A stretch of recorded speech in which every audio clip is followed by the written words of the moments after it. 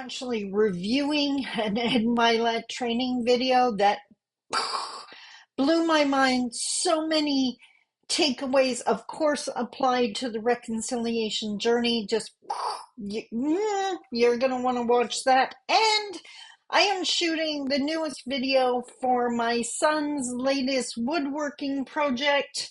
Um, Hint, hint, it's pretty awesome. So stick around. You're going to love this. Let's talk about it.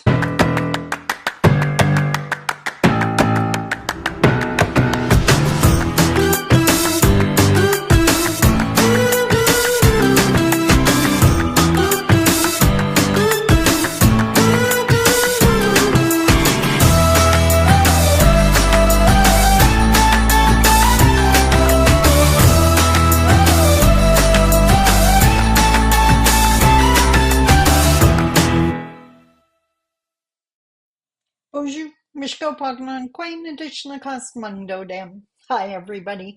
My name is Sandy Boucher. I'm Red Thunderbolt Woman of the Loon Clan, a proud member of Seine River First Nation in Treaty 3 territory in Northern Ontario. And as I mentioned, I was shooting 3 videos today. I did the question video. I did the draw video for my son's latest wood product. You'll see that at the end of this video. And no, we're going to review Ed Milet's video. It was actually released on July 20th. I have it up on my other screen here, and it was called Unlock Your Potential and Do Impossible Things. And he had various guest speakers on it. I watched it this morning. It's 11 o'clock on Sunday here, so welcome to my world. I love this stuff. Love this stuff. And I just thought I would summarize. I think it's about an hour and 15 minutes. Well worth watching. I will link it in the show notes so you can watch it. But here's some of the quotes that just mic drop. And of course, in a lot of cases, I wrote down things as it relates to my career in Indigenous Canadian reconciliation. So the first one, Ed Milet was talking, and he was saying goals without standards are empty. And I was like, interesting. And what he said is you have to focus on your standards. And later on, his first guest is Stephen Scoggins. He's the host of From Stuck to Unstoppable, the podcast. And what Stephen said was your willpower will always lose to what you really believe. So your standards, if this is, for example, being honest is one of your standards, right? You will always do that. But if that's not one of your standards, then in a crunch, like, are you going to stick it out and be honest even though it's uncomfortable? No, you're not. You're going to come back to your standards or who you identify as, which is why it is so important to realize that there's just so many quotes in here, but you are amazing and you are worth it and you are capable of amazing things. So we got to be careful, but focus on your standards. What are your standards for the person you want to be? I am a hard worker. I am honest.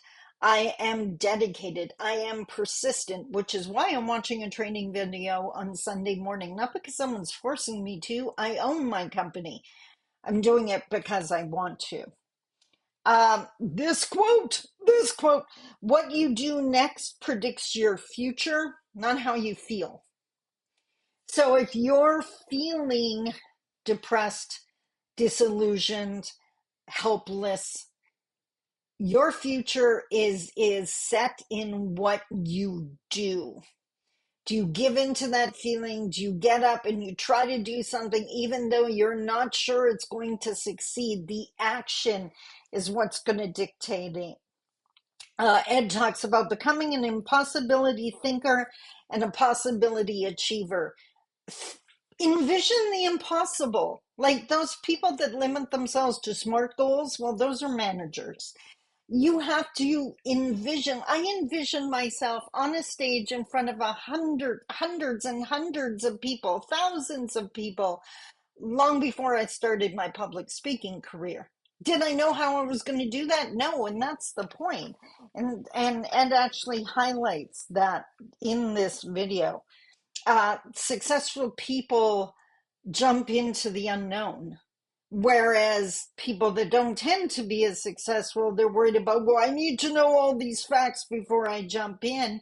Successful people understand you're not going to know all the answers. Sometimes you got to do it to find the answers. Goals or energy. You don't always get your goals, but you always get your standards, right? Love it, love it. This one, success in a space depends on the energy in the space. That made me think of my reconciliation work. As an Anishinaabe, as an Indigenous woman, when I walk into a room, I can feel if someone resents me being there or has a problem with me being there, especially if they know I'm bringing a different perspective to the meeting. That's the energy in the room, and how successful this meeting is going to be is dependent on the energy in the room. So the question is, what's the energy in your room? What kind of culture are you building at your business? Are your Indigenous staff people comfortable in that space, or is the energy making it loud and clear they're not? The other one, the highest energy wins. You know what this made me think of? The loud, obnoxious, racist person who has the most energy on the bus, in the coffee shop, whatever. Someone has to match or overpower that energy with, not in my city, mister. Like, just, we're trying to eat here. Sit down, be quiet, right? Like, we can't let the highest energy wins. And we can't let them win. Um, this one. Who is it? Trevor Mollard. He's a performance coach, and he talked about. I won't tell you the story. You can watch the video, but it's a story of a person who basically willed themselves to death because they believed in the situation they were going to die. So the quote was, "Don't talk yourself into dying." In other words, don't convince yourself you can't do something.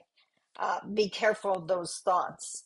Um, Believe what is possible. Believe they limit themselves to, I could never do that, rather than what they could actually do. And that's all of those experiments about, telling students they're A students and watch them achieve, rather than believing that they're failing students. As Ed Milet put it, don't say stupid things out loud.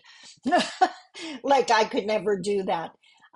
He also added, try not to think them even, but definitely don't say them out loud.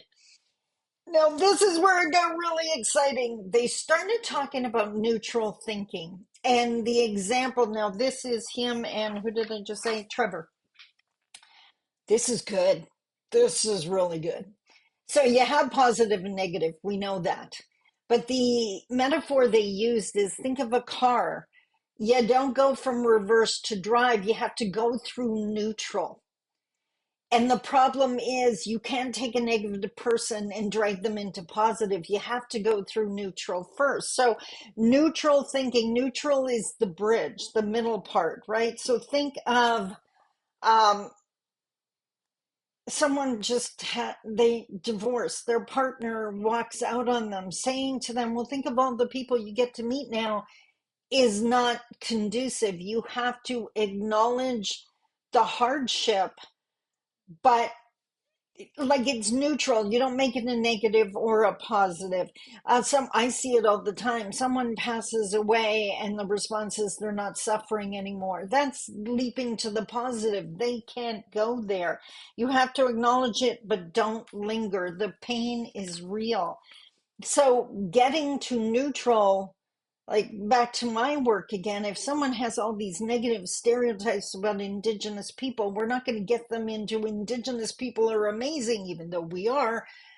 we got to get to neutral, where you can look at the facts of Canadian history, Indigenous history, and realize that these people are going to have challenges because of what the body that is Canada has done to us, right? That's not a negative or a positive. Those are facts, right? If we can acknowledge the facts, then we're getting close. We're building the bridge. Ha. We just have to find a way to keep going. Apollo 13 quote. And the other point of being a neutral thinker, which is so new to me, and yes, I ordered the book because I have to find out more about this, is neutral thinking builds credibility with you. And this is where they take the shot at the New Year's resolutions or affirmations, right? And I know Tony Robbins said ages ago, if you stand in the middle of your garden and just say, there are no weeds, there are no weeds, there are no weeds, you're going to lose your garden to the weeds. Like, the affirmation isn't going to help. And if you keep saying, I am a successful person with $1 million in my bank account, your spirit goes, no, you're not. You're lying to me, right? But if I'm a successful person capable of achieving big dreams, including $1 million in my bank account, neutral. We're talking about, I'm an amazing person, right? Or I have achieved great things in the past. I will do it again, right? So don't lie to yourself. In other words, right? It takes what it takes is, by the way, the name of Trevor's book. I'll try to put a link to that too. And then Trevor said something that I was like, yes, just yes. And the quote is, I'd rather aim high and miss than aim low and hit the target. I'd rather aim high and miss than aim low and hit the target. 110 flippin' percent. I would not be in business if I didn't want to do. I am like so excited these days because it feels like I'm on top of the mountain.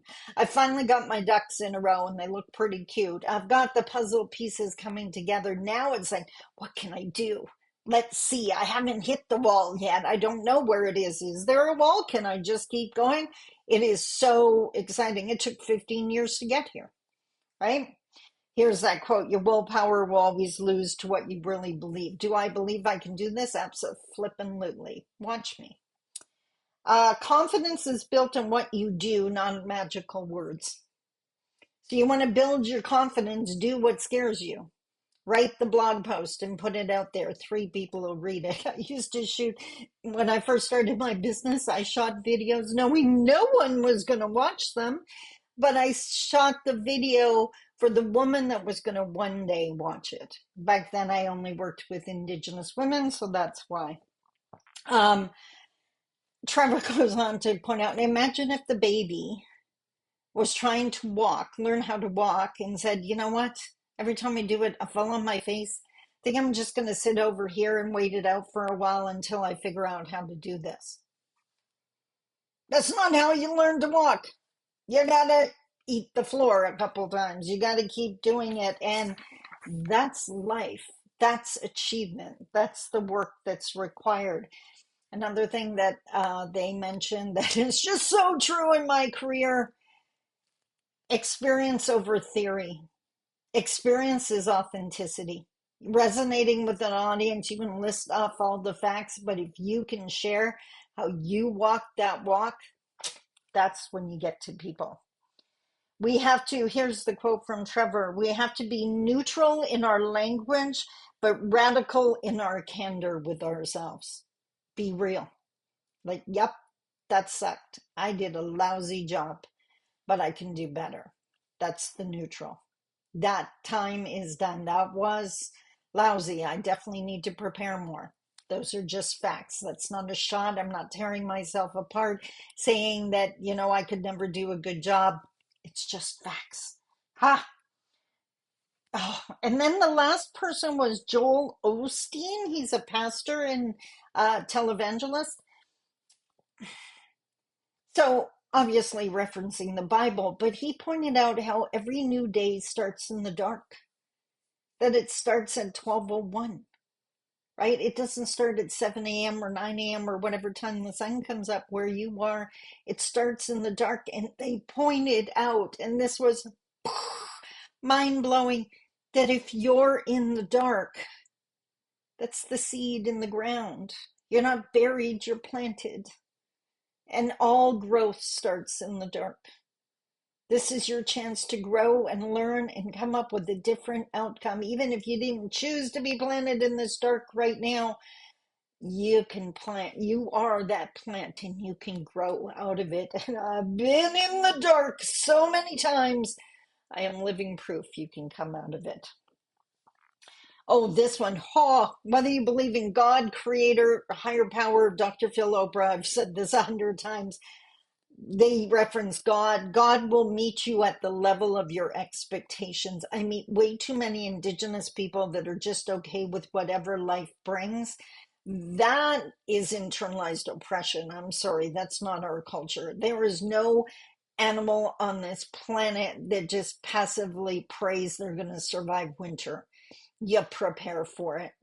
And that's their success. And your success requires you prepare for it. Don't just sit there in the lake with no provisions, waiting, letting the waves take you out. You know the waves are coming. Get a canoe. Prepare. Remember, the enemy underestimates you. The creator knows you are more, and the creator expects you to be more. Enemies do not know what's in you. And that inspired me to write a quote. So here it was. I don't need to understand why I am the way I am. I need to accept I am the way I am, and I need to love the way I am.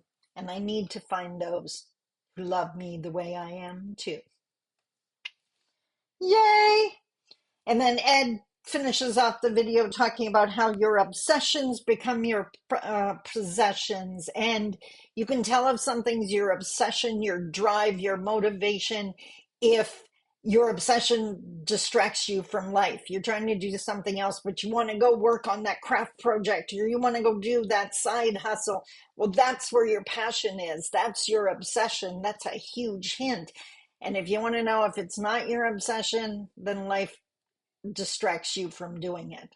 So find the things that you can't be distracted from. Huge hint that that's what you should be doing.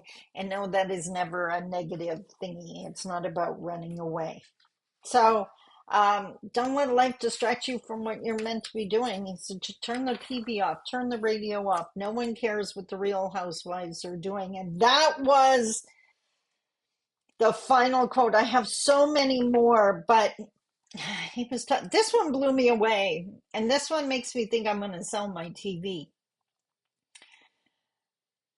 It was Ed that was talking, and he pointed out that when we're sitting there watching a movie or watching reality TV or watching whatever game, like a football game or a hockey game, our life is watching other people live their dream. Because that actress or actor is living their dream. That pro athlete is living their dream. Even the people on the reality TV, they have a reality TV show because they're living their dream. But we're not living ours.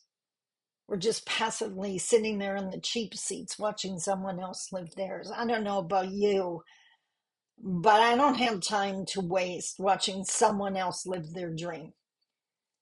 I get way more joy out of living my own, like right now, shooting this video for you, even on a Sunday, because I'm living my dream, and that beats watching someone else live theirs. I so recommend, if you are into personal growth, if you want to achieve more, if you're tired of settling for what you got, then I highly suggest you watch this video. If you're not, you're not, and that's okay. But guess what? If you're BIPOC, Black, Indigenous, people of color, if you are suffering from internalized oppression, you've got to get into this stuff and quit settling for the label that someone else gave you. You are so much more than this country told you you are. If you're indigenous in this country, I hope you just heard me. You are so much more than this country told you you are, and you do not need to prove it with mainstream standards. But you got to prove it by living up to who Creator made you to be. Stop reacting. Start living. Stop settling for being your lowest common denominator and show Creator in the world what you can do, because I know you're here on purpose. I am so excited. I just had to shoot that today because I just finished watching it and mind blown. It's actually going to be implemented into one of my seminars because as I improve, so do my offerings, so my participants can improve as well. It is just the way my world works. Until tomorrow, I love you. Take care. Bye bye. I promised in the opening I was going to review the latest draw. Is this thing not amazing? Now, I should have called this up before I turned on the video, but I want to see. I have, it's not going to be a messenger, is it? No, it's going to be in Facebook. That's where it's going to be. My son, who made this amazing, amazing, amazing thing, sent me the measurements, and I do want to give those to you because people are always interested. What the heck happened? Oh, I know what happened. I know what happened. I went into Facebook and I was on my business page, and that's not going to work. I need to be in my personal page so I can get the information. Okay, here we are. Okay, Level Up Presents is my son's Facebook page. That's also his website that's under construction. Now I just got to wait for a Facebook Messenger to load so I can scroll back. And it is 4 by 6 inches. So 4 inches, that's not right. Oh, that's 6 inches. Duh. That's the 6 inches side, 4 inches side, and it's 3 inches wide. And how do you do this? Look at this. Look at this. Oh my God, it smells amazing. As always, it's made from reclaimed wood, so it's got all of the little nuances. I just love, and it just slides in. So if I line it up properly, it slides in so easily. I love it. I mean, this is a perfect gift. This is a perfect little keepsake. There's so many things you can have in here. And by the way, I got to show this. He probably doesn't want me to, but whatever. There's another one for sale. Oh my God, he treats these with linseed oil. My God, they smell amazing. So this one's going up for sale on his Facebook page. $50 plus shipping. Ta-da, to get your own. So if you want it as a gift and you don't want to take the chance of the draw, there you go. This one is in the draw. They're both they're both the same design. Obviously, again, because of reclaimed wood, every single one of them is unique and one of a kind. I love this. $10 a ticket, 3 for 20. Send them to the address below, which is my son. I love this one. You're going to love this one. Get your tickets today.